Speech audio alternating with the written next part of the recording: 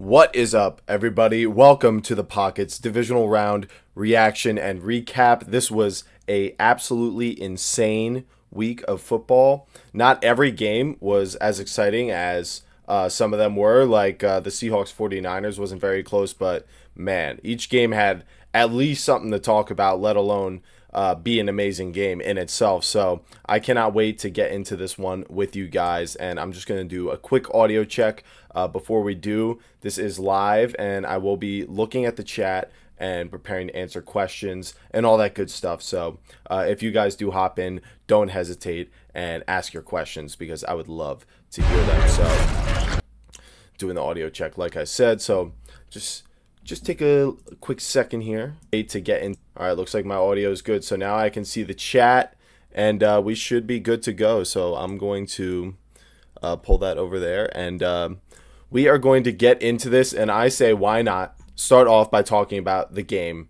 that had just finished, and that was the Rams and the Bears. This game lived up to all of the expectations that everyone had going into it about the Rams being this team that, couldn't quite step on the throat of the opponent, and the Bears being this team that just would never, ever die in any game and have all of these fourth quarter comebacks. And it almost happened again. If you didn't already know, the Rams won this game 20-17, and the way that we got to overtime was just insane. But we're going to start at the beginning with the Bears going for it on fourth down twice early in this game. The first one was an interception on 4th and 2 from the Rams 21. So right away, with the aggressive play calling and decision making from Ben Johnson, that was immediately apparent in the cold weather and everything at Soldier Field. It was like 12 degrees or something like that. It was snowing, it was flurrying, and Ben Johnson did not care. The Rams should have dropped the interception for field position, but nonetheless, the teams would go to trade long touchdown drives following that failed fourth down attempt. And then the Bears, with their next drive, would get stuffed up the middle on 4th and 1, going for it again from the Rams' 32-yard line. So leaving 6 points on the table right there. But during that sequence of events for the Bears, following the Rams' first touchdown drive, their next couple drives would go for only 3, 6, and 4 plays. So the Bears defense was doing a very good job, especially early on in this game, of stopping this Rams offense and really leaning into the elements of that home field advantage, which I thought was really, really cool to see. The Rams making the most of their home field because it was just an awesome playoff atmosphere. But like I said, the Rams, they were struggling on offense. The Bears, they were sending pressure, and it's really slowed things down for everything. But the Rams, they were 3-7 on third down in the whole first half, and the Bears were 3-8. So nobody really got much going throughout the whole first half, and it ends tied 10-10 as both teams would go on to trade field goals at the very end of the game. And then we headed to the second half that everyone expected to be where things really heated up. And although there weren't that many points, things certainly heated up. So there was no real turnovers in the first half. That didn't really matter too much. But it became a huge factor in the second half. Especially for the safety, not for the turnovers, but just for all of the defensive plays. Brisker on the Bears, that dude was doing everything: sacks, TFLs, pressures. But the Bears were driving the ball down the field, and with a few risky throws from Caleb, it results in an interception. I believe that was in the third quarter that we ended up getting that interception. I'm scrolling to it right now just to confirm for you guys. Yeah, it was at near the end of the third quarter, 4 plays into the drive, but the Rams still go 3 and out, and their whole third quarter was just garbage for the Rams. 5 plays, 3 plays, 3 plays, and that whole third quarter just really disintegrated, and that interception was unfortunate because it was an opportunity for the Bears to jump ahead. But now the Bears are driving down the field again, after the Rams score a touchdown in the beginning of the fourth quarter. In their first drive, they go 14 plays, 91 yards, and it's capped off by a Kyren Williams second touchdown of the game, who they really leaned on in this one. And I think we thought that would happen considering the environment and the Bears' weaknesses across the defensive front is that run game was going to have to work, and it did. So the Bears are trying to respond, and they get all the way down to the 4-yard line. And time is running out, right? We're at single minutes left in this fourth quarter. And, they decide to go for it. They still had 3 timeouts. I think there was like 3 minutes left total. And I was really surprised because there were some really spectacular plays from Caleb to get them down there. You could have maybe got him on the move to try to score there, but they were using Swift instead of Manangai running the ball, and he just kept getting stuffed and stuffed and stuffed. And although Swift is a pretty decent back, I wouldn't say that he's the guy you want to be using down at the goal line. So I thought that was interesting. And so on 4th down, they go for it again. And they run a quick pass and are denied by this Rams defense. And it's just like, oh, man, the game's not over. But you're like, you really, wish, out of all the times you had gone for it on 4th down, that maybe just, one of those were a field goal. They did kick one field goal, in the first half. But you know what I mean.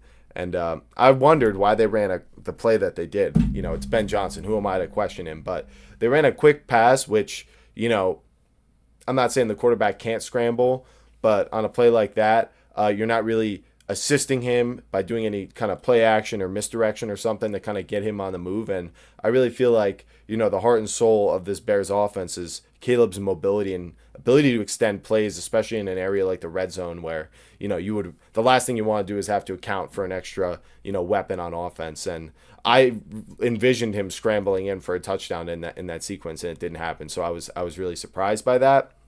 But they get the stop they need on defense, and they still even have a timeout. So they get the ball back with just under 2 minutes remaining, because even though the Rams did get a first down in that chunk, like I said, they were able to get the stop, and it's a bad punt.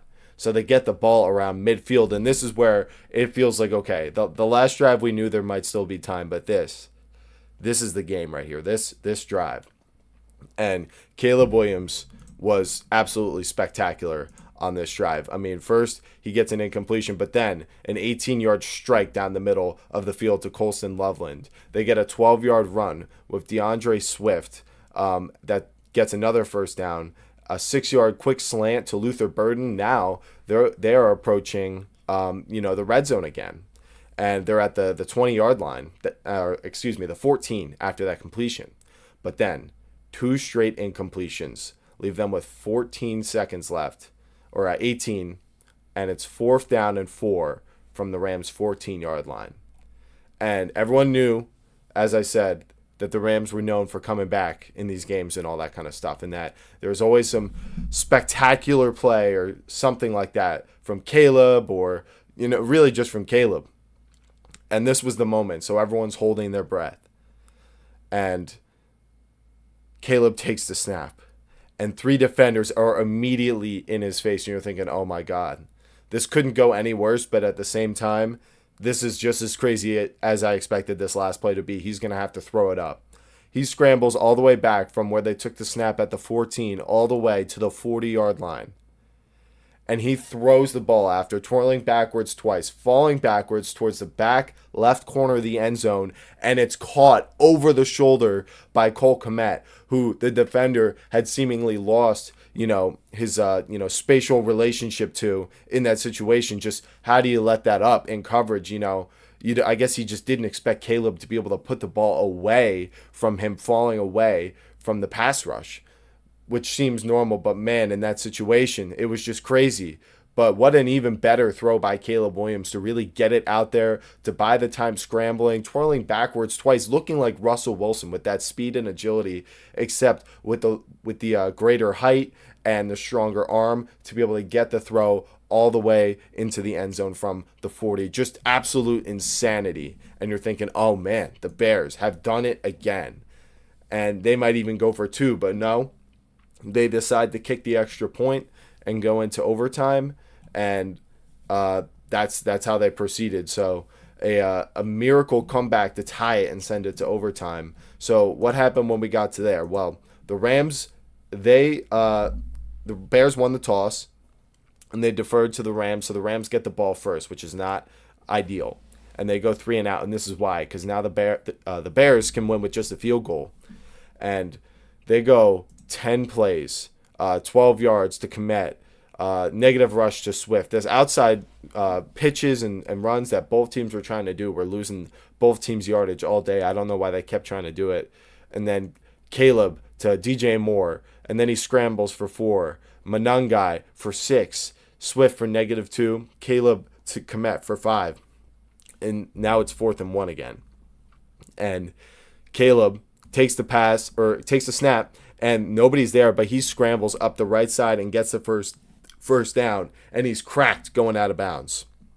It was a clutch play by him, and you're thinking, oh man, this is it. They're gonna win this game. They're gonna get in the field goal range, but no. On the very next play, he's drifting to the right. He sees DJ Moore breaking across the middle of the field. He throws the ball, and it looks like maybe DJ Moore didn't see it coming, and Cam Curl jumps it and intercepts the pass. Unbelievable. And so the Rams get the ball back. They work it down. 4-yard gain, 15 to Parkinson, 12 yards to Adams on the sideline with an amazing toe drag grab. 4-yard run with Corum, incomplete, and then the 16-yard grab on 3rd and 6 to Puka Nacua, which he caught short of the line to gain and rumbled all the way down for 16 yards, is really what sealed the game for them. They go 3-yard run, 2 deep shot incompletions, which I didn't understand. Why even risking that? And then they kick the game-winning field goal, so no harm, no foul. Just an amazing overall game. The way it lived up to the expectations with the late-game heroics from Caleb Williams was just so awesome to see. And, first I just want to talk about Caleb Williams because now his season is over. And it's disappointing that they lost this game, that they lost it at home, that they had the opportunity to win, that they played so well on defense too, where the concerns really were.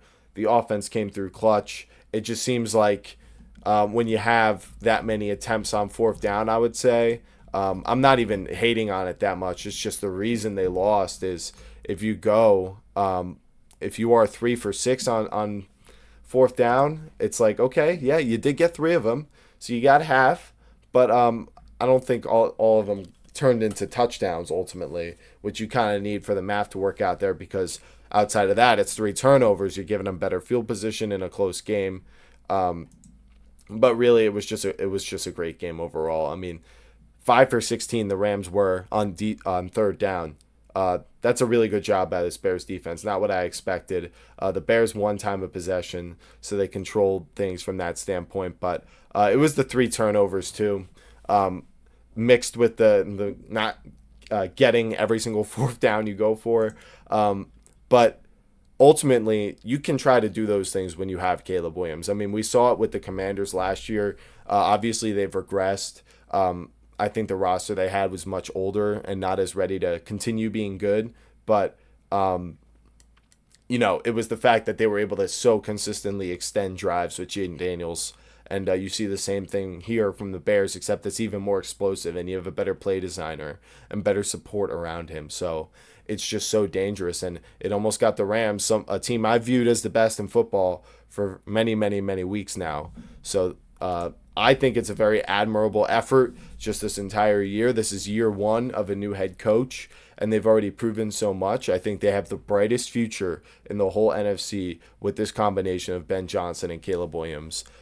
It's just so hard not to see Patrick Mahomes in Caleb Williams when he's out there doing his thing, scrambling, getting 3rd downs like that, making the throws he does on 4th down on the move from any position, really. It's just amazing. So I really think it's time to consider, is Caleb Williams a top 5 quarterback? Because we have Patty Mahomes, we have Burrow, Allen, Lamar, in whatever order you want. So that's your 4. And then it's usually been Stafford in that number 5 spot.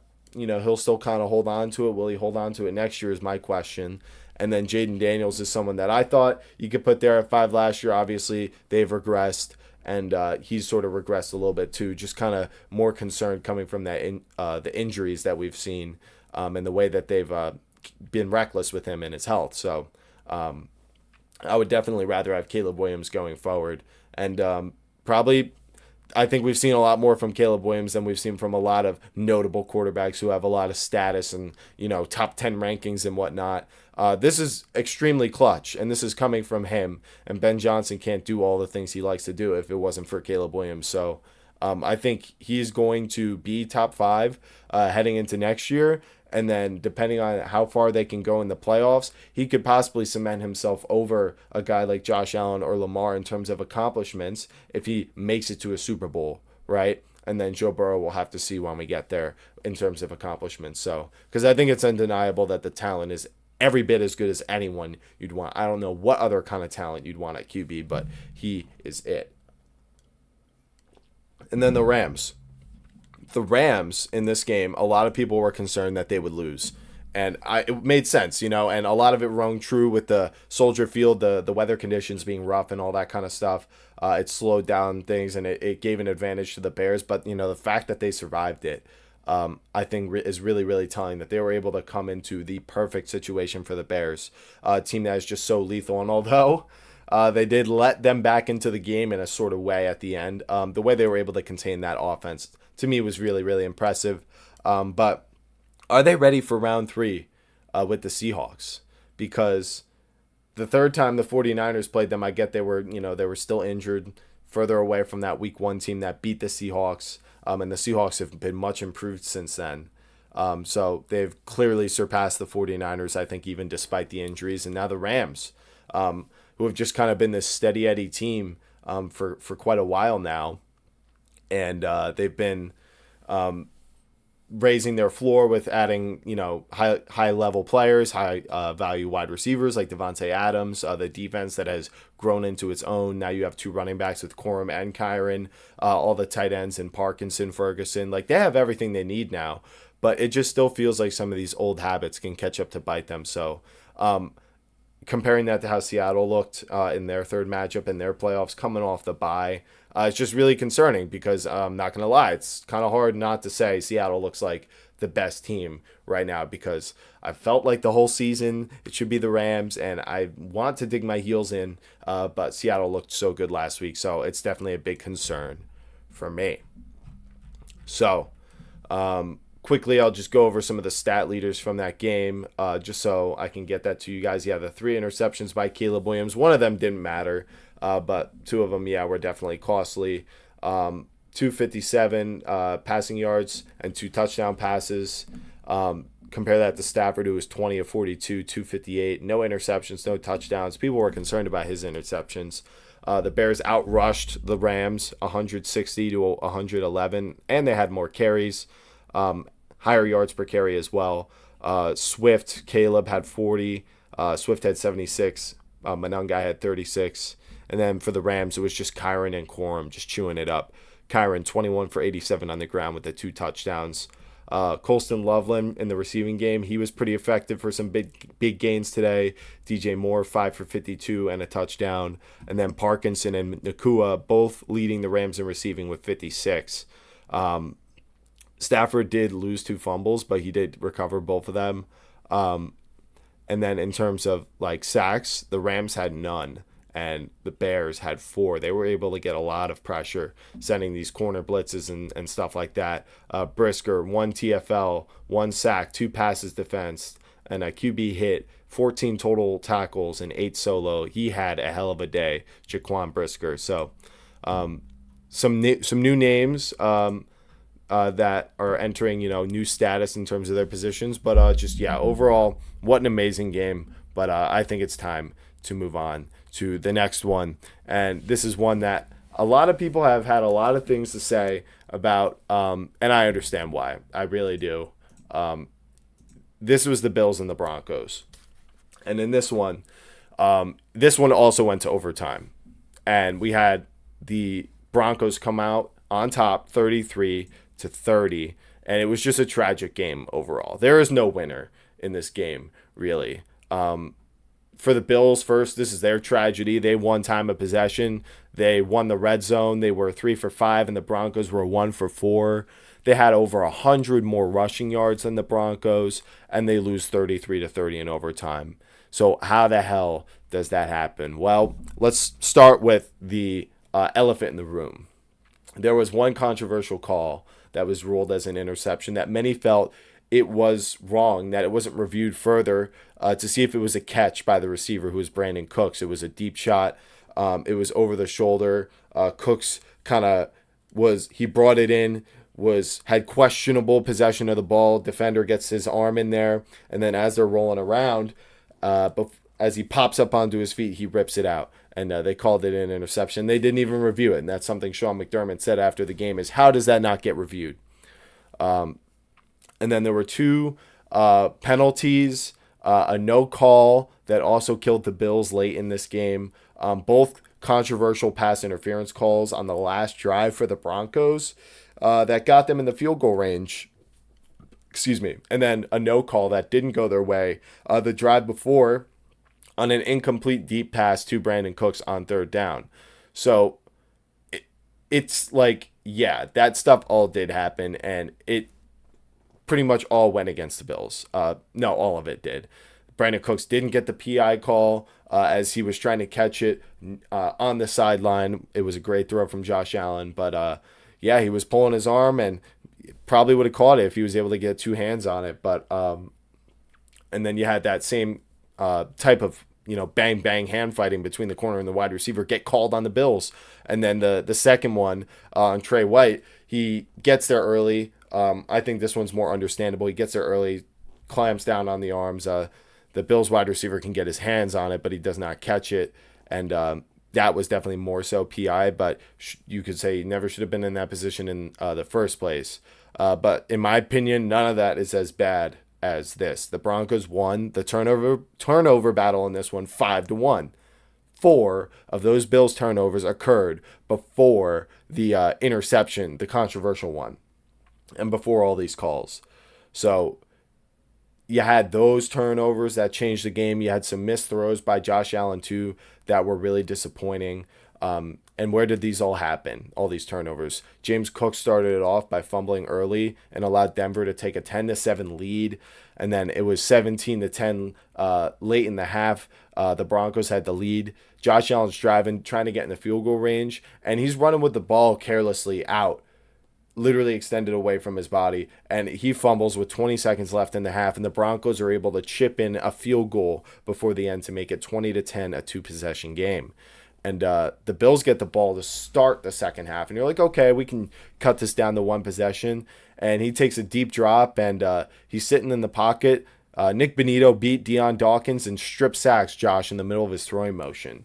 And it's just like, oh, man. Like, I get he got beat, and it's his blind side. But, I've seen many quarterbacks have awareness in that type of situation and step up. Especially guys like Caleb Stafford was doing it today, and even in that environment, was just kind of disappointing play from the Bills. And yeah, it was looking really bad at that point because, like I said, it's like times like that where you're trying to go and at least make it a one-score game like it should have been the whole time, and they get a field goal, so it's still 2 possessions, but. It takes all the air out of your team. You just spent 20 minutes in halftime talking about how you're going to win and this is how it's going to go. And then the first thing that happens is your offense turns the ball over. So it's this kind of deflating stuff for the Bills that I really think killed them in this game. They, like I said, the Broncos kicked a field goal on fourth and goal. So it's 23-17 after the Bills are able to tie it up thanks to rookie defensive tackle Deone Walker, who picked off Bo Nix and gave them the ball so that they could score and make it 23-17. So it looks good, and like things are finally recovering for the Bills. But then they're at midfield, and they're driving to go at least make it 23-20. And you think that's what's going to happen, but then Allen throws another deep ball, and it's to Curtis Samuel, and you're thinking, oh man, like he's going for a touchdown here, and he's intercepted. It was underthrown. And, of course, both teams were able to tie it up late. But just all of this kind of stuff was things that get forgotten when, the end is what everyone's watching and it comes down to a few calls, So that was not great. It's 20 excuse me, I gotta go back to the score real quick and make sure. Yeah, so it's 27-23 Buffalo at one point, because the Broncos go 3-and-out after the Bills do eventually score and make it 24-23. And who scored on that drive was Kincaid for the touchdown, who I had any time. So thank you to him for getting that for me.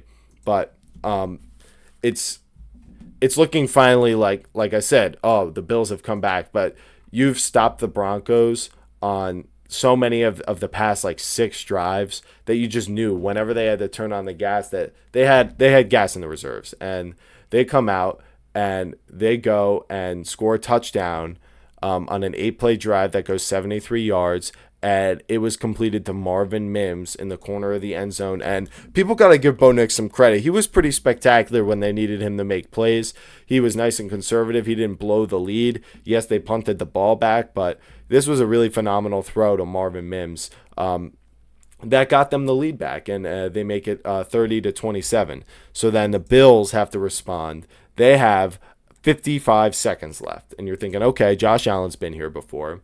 They get to midfield, and things are looking pretty hairy. It's at the Buffalo 41-yard line, and then it's incomplete, so it's 2nd and 10. And Josh Allen throws a pass to Shakir, who laterals it to Ray Davis on a hook and ladder, who takes it 27 yards into field goal range. And you're thinking, oh man, now we are in field goal range and we have potential to take shots at the end zone. So this is fantastic for the Bills. But first pass is incomplete. The second one, also incomplete. It's already 3rd and 10. You got 16 seconds left. One more shot at the end zone.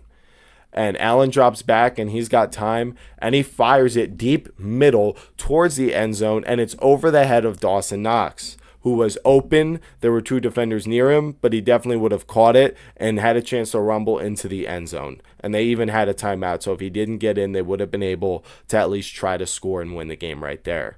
So that's how they got to overtime, and then all of those penalties and the interception occurred, and just the strange officiating, and it kind of ruined the end of the game. So the Bills lost. The turnovers are the main reason. You're not in overtime, I think, if those turnovers don't happen.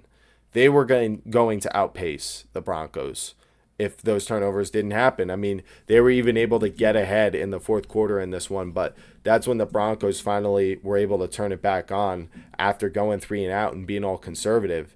You got lucky with the Deone Walker interception, but that was like the James Cook fumble. It's like, I don't think Josh Allen should be turning the ball. Now you can question whether the one interception was really his fault, but other than that one, all the rest of them, or the turnovers, were not good. The fumbles were careless. The other interception was underthrown. So it's like that kind of thing cannot be ignored, and people cannot be saying this is all about the refs. I'm sorry. Like, I do feel for Josh Allen, but I think he was so upset after this one because I think he knew, he even said it, that, he felt like he let them down in this one. And while he did have a lot of amazing plays, the truth is he had a lot of crucial ones too that other quarterbacks like Jalen Hurts, Lamar Jackson, Dak Prescott would be equally criticized for. Mahomes in his Super Bowl last year. Like, everyone gets criticized for this stuff. So, for it to end like that, it really sucks. But yeah, I was very disappointed in Josh Allen because it felt like this was the year for him. And now you're going to have Jarrett Stidham in a AFC Championship against Drake Maye, and good luck to Jarrett Stidham and good for Drake Maye. It's good for those guys, but in terms of Allen and all that he's lost, all the opportunities he's had, this is just not a spot where you feel like he would have lost in the divisional round. So very disappointing for him. Good luck to him next year. Is he ever going to win a Super Bowl? I want to say yes, but I do wonder what is going to change. I feel like with him and Lamar, it just feels like you expect them to, like after 15 years, like they got to get one, right? But the Ravens are actually resetting right now. Like, are the Bills going to do that? Are they going to move on from Brandon Bean and Sean McDermott? It's a good question. And do I think Brandon Cooks was down by contact? To be honest, no. I don't really think it was a catch. I understand we saw something pretty similar in the Rams and Bears game where Devontae was hit, and then after catching a ball, it actually looked like he got knocked out. He went down, he hit his knee, and then as he's kind of like rolling to the ground, it got ripped out. But I felt like that happened a lot slower, noticeably slower, and I think he was much more like set down on the ground. Like, you cannot just hold on to the ball and once they touch themselves down, like, try to rip it out and just say you have to hold on to it the whole time. With the Brandon Cooks one, I don't know when everyone is saying he clearly had possession of the ball, because when you show something like a picture, you're like, oh, he's got two hands on the ball, he's like curled over on his side. Yeah, the other guy's got a hand there, but clearly you can see he's got possession. Okay, well, that's a picture. Because I feel like if you get a close-up view of that catch occurring, you're going to see that ball moving around the whole time. It slipped out very easily from Brandon Cooks' hands and into the other guys, even if he just had one hand on there. To me, if there is no clear possession, if two guys are fighting for it, it's nobody's down by contact yet because they don't have the ball. So if you don't have the ball yet, you can't be down by contact and end the play. It has to go through and someone has to gain possession of the ball first. And it seemed like the defensive back was the one who was able to do it. That's just my personal opinion. Definitely felt like it could go either way. The camera angles aren't really that great in that one, but definitely curious to see what some people think could be a solution to something like this, because we've seen a couple situations like this go haywire, but I don't think any microchips could help us with this one. So, and then that's all the tragedy for the Bills. A lot more, but for the Broncos, it's a lot more short. The tragedy for them is Bo Nix broke his ankle on the last two plays of overtime in this one. Unbelievable. Completely unbelievable. I thought it was a joke when we saw it, and I'm not trying to be mean to Bo Nix. Like, I actually feel really bad for him. If anything, I feel more bad for Bo Nix because he played a good enough game to win too. Yes, his team got more turnovers and everything, but he did his job and made a lot of big plays to help them win this game, and now he doesn't get to play in the AFC Championship. It seemed really odd, though. Nobody could see where he got hurt, really, and he was walking around after the game. He did a post-game interview. He looked good, but I think if you look closely, you can see he's kind of gimping around and stuff like that, and throughout the end of the game, and he never looks quite right. You could see it on his face. He knows something's wrong, and when you go back and watch it, it just seems like he kind of gets stepped on like both plays, or maybe like kind of rolled up on a little bit. It's really hard to see, but what a wild situation that is. I feel for Broncos fans, but you know what? Jarrett Stidham's not a bad backup. He's going to start at Mile High versus the Patriots next week. And I said it before, but what an odd matchup for the AFC Championship. It reminds me of when the NFC East or the NFC had Case Keenum's Vikings and Nick Foles' Eagles. And that's two backups, and I'm not saying any of them are on Drake Maye's career trajectory like he is on right now, but just the fact that I don't think anyone was going to predict this matchup, even if it was Bo Nix and Drake Maye. I still think it should be a good game despite all of that, but feel bad for Bo Nix, man. That really sucks, but let's move on. So we've talked about Rams, Bears, and we've talked about Bills and the Broncos. So now we have two games left. To me, these were the two less interesting games of the week. I'll start with the other one that occurred today, and that is Texans at Patriots. Now, I cannot predict the AFC side of the bracket to save my life so far this year. I thought the Bills would win that Broncos game, which it really looked like they had a great chance to. Excuse me. And then I really thought that the Jaguars would beat the Bills in the round before that. So I haven't been able to hit on the Bills at all. I did think the Patriots would beat the Chargers, but I thought the Texans would beat the Patriots. So I've only gotten that one game right. Patriots Chargers on the AFC side. So apparently I can't read that side of the bracket at all.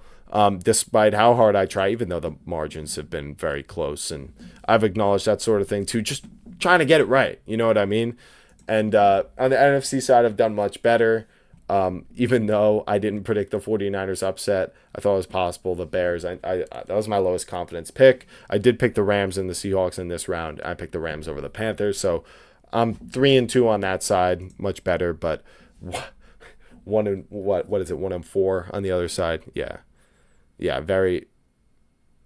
Or I got Texans Steelers right as well. So, but either way, this Texans Patriots game was just one of the worst games to watch I have ever seen. Of course, I wanted the Texans to win, but I don't harbor any hatred towards the Patriots.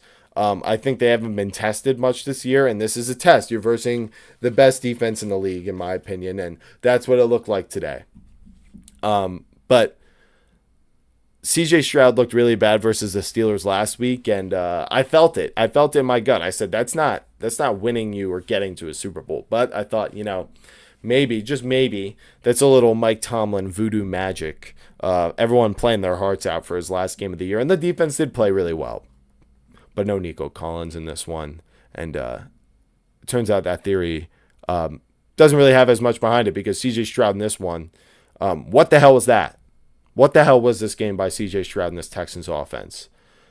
Of their first 9 drives, 7 of them were either a 3-and-out or an interception. And it's actually a close split. Now, the Patriots weren't far off from this, but on their second drive, besides the Hail Mary drive at the end of the half, where there was an interception that I'm not counting, 5 of their 8 drives, their first 8 drives, ended in a turnover or a 3-and-out. Fumbles for Drake Maye.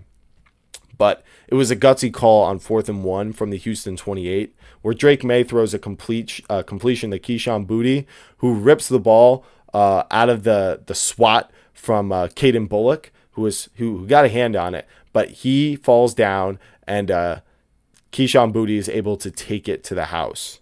The Texans sent a nickel blitz on this play, and it kind of felt like the guy looked at Ramondre Stevenson for a second, thinking if he should cover him. I don't know what that was, but that hesitation gave Drake Maye a clean pocket, and he was able to deliver that strike, and that was one of the most explosive plays of the game, and it put them up early in this one. So it was a really great and well-executed call by New England against a really good defense. They sent pressure, and they stood there, and they, exploited it. So very, very high, success play for them.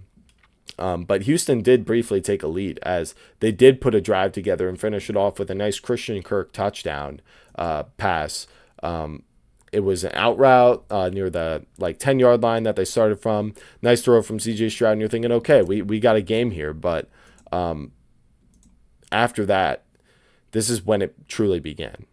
The most difficult to watch stretch of playoff offense I think I've ever seen. After this, the Texans throw a pick 6. And then another interception immediately after that. They go 3-and-out. The Patriots score. And then another interception and another 3-and-out. And like I said, the Patriots were bumbling on offense during that stretch too. But they enter halftime up 21-10 against this defense, with all of those possessions in the first half. And the snow coming down really seemed to get to have an effect to enhance this sort of paranormal possession of CJ Stroud in the playoffs, where he is seeing ghosts. And it didn't get any better for them in the second half. They cleaned up the turnovers, but they could only muster field goals, 2 more to make it 21-16. The Patriots hit the dagger late to Diggs for a one-handed catch in the end zone.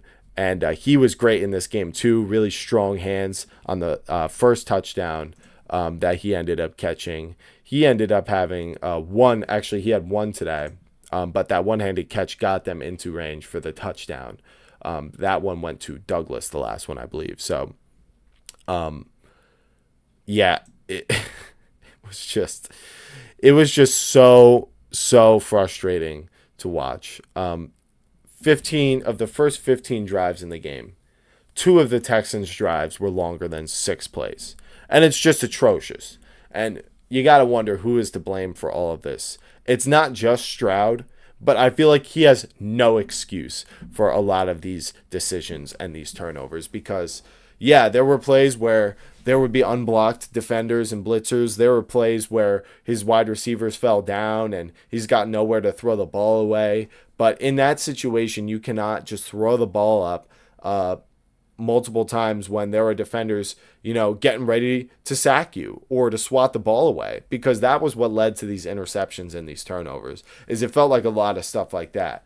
And I've actually been a big CJ Stroud defender, but I'm not going to lie. He might have just cemented himself in the kind of 20 to 15th quarterback tier for quite a while, until he gets back into the playoffs and, proves that if things aren't great around him, which they're usually not, that he'll be able to come up with something of an explosive play like he did last year to win the Chargers game. Or just settle down and not lose the game for your defense that's playing really, really well for you, that is going to be here for a while. And I genuinely thought there in the second half, when there was still a chance for them to win, like, would Davis Mills be better right now than CJ Stroud? Because Joey said it to me on the podcast at one point during the season. Davis Mills looks better than CJ Stroud. I'm like, it's a small sample size. Davis Mills is a good backup, but yeah, like, come on, let's not do this. But I honestly got to give him credit for actually saying that, because I thought it today. I thought, like, if this is a playoff game, your season could end after this. Like, it just, imagine at what point in the game, I wonder if it ever crossed D'Amico Ryan's mind, should we think about getting Davis Mills in here? Because you got to at least give yourself the best chance to win. But that's just one of the many problems and questions that they're going to have to address this offseason. The line was still atrocious and could not hold up in this game. There were free rushers on every series. The weapons were struggling in the absence of Nico Collins. The defense for them did all they could, but they could have played better at certain points too, like Bullock falling down on that fourth down touchdown to Booty. It was like it could have been just a completion and maybe a hold them to 3 and this game stays close. But those explosive plays, that was what allowed the Patriots to get ahead. And they were impressive today, particularly the wide receivers against this secondary. Booty and Diggs were critical in this game. And they played really well against one of, if not the best secondary in the NFL. Drake Maye, he had some mistakes with the fumbles. He leads the NFL in fumbles for quarterbacks right now. But he also made all the big throws that Stroud didn't to win this game, like that slant and some of the deep shots that he just drops right into the bucket. So he's looking really good. And then Mike Vrabel, this felt like a Mike Vrabel playoff win. This felt like Mike Vrabel Titans punching you in the mouth, just completely destroying you for every mistake that you could possibly make throughout the game. If you make a turnover-worthy play, they're going to take it to the house and punch you in the face as they cross the goal line. So just felt like a total Mike Vrabel win and team. And if there's anything I believe in about this Patriots team, it's him. So like I said, overall with this one, the Texans have some serious problems on offense they need to address this offseason. The line, the weapons behind Nico. Stroud himself, what are we doing there? He's entering year 4, which will give him the option to hit him with the 5th year if he looks good at the end of next year. So they got to figure it out. And then the Patriots, for them, they have a chance to make the Super Bowl in year 2 with Drake Maye. So amazing job by the organization and Mike Vrabel and Drake Maye for, just accomplishing what they have this season. Pretty amazing. And then finally, let's talk about the last game, the one that was the least interesting, I would say. And that is 49ers Seahawks. This was a complete slaughter from the start. The Seahawks won this one 41-6, and this was the most predictable outcome of this weekend. The Seahawks defense was just completely suffocating a 49ers offense that, at least in the red zone, seemed completely unstoppable.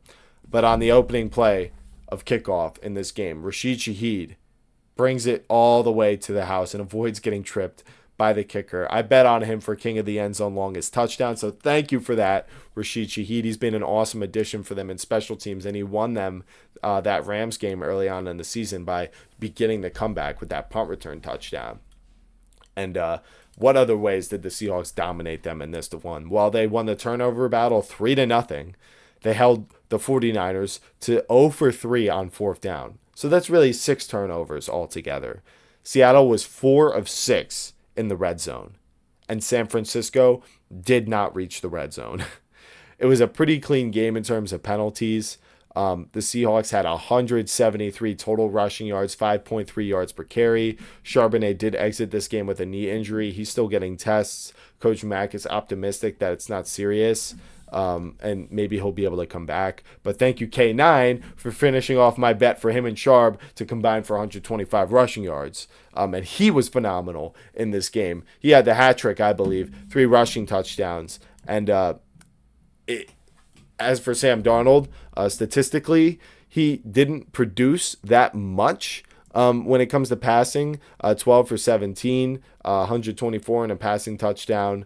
He was sacked twice. Had the oblique injury, playing through it, probably on something, to be honest, to do something for the pain. But he looked like he was actually making some high level throws on third and longs and stuff. That was helping them in this game. But 4 for 10 on third down is the only slight concern for them. But they really didn't have to do literally anything. Obviously, when you're up 41-6, you're just trying to chew up clock, So half of those are probably when they're with the lead.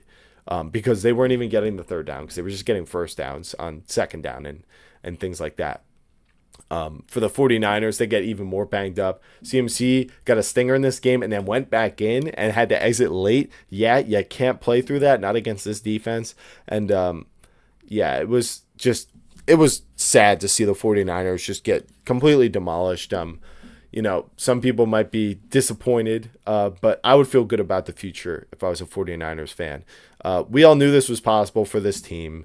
They spent, week after week, battling through injuries, and then they lose Kittle last week after that amazing playoff win. And it really meant that going into this one, they had no advantage outside of CMC. And, even if they had Kittle, it probably wouldn't have been enough.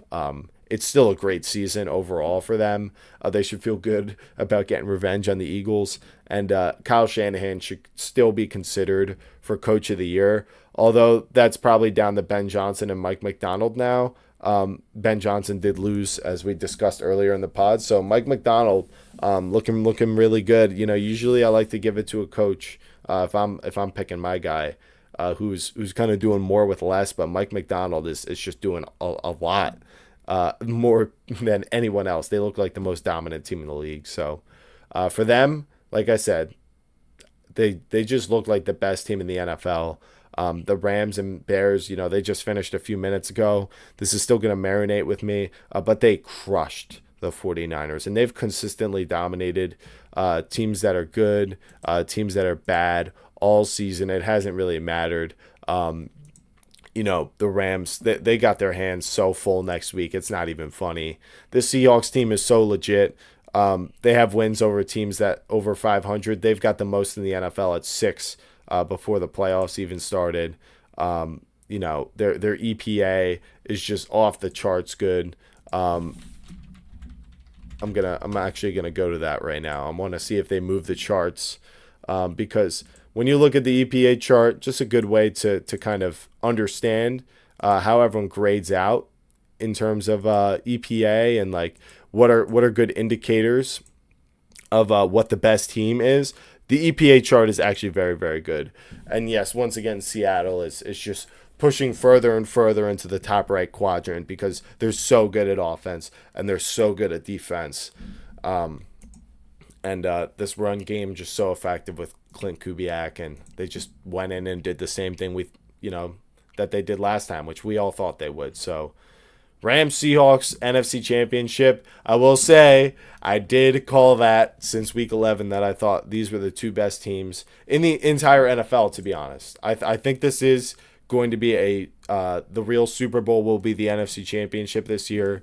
It's too bad for the Broncos and Bo Nix. We will never really get to let that get tested, but maybe Jared Stidham can shock us all, and maybe Drake Maye is not the Mickey Mouse run, kind of quarterback and team leader of the Patriots that we feel like they've there's just been something about all their games that people have had something to say about, right? Like the whole regular season, they have the easiest schedule since like 1999, and then you go into the playoffs and you verse Herbert with the offensive line that can't block. And Herbert, who can't play in the playoffs. And then the Texans with the offensive line they can't block, and a quarterback who's maybe even worse in the playoffs, but their defense is elite this time. And you actually get even better in that one because they turned the ball over 5 times. I guess that's why Justin Herbert was so nervous the week before. And now you get the Broncos, and they're going to be a backup quarterback. But I'll tell you what, they got an offensive line, so it's still going to be a good matchup. But yeah, that's the divisional round recap. Guys, this was a pretty awesome week of football. And I appreciate you guys for hanging out with me. I'm going to clip these up and get these videos ready for tomorrow, and then get some rest. So everyone, thank you once again, and I'll see you in the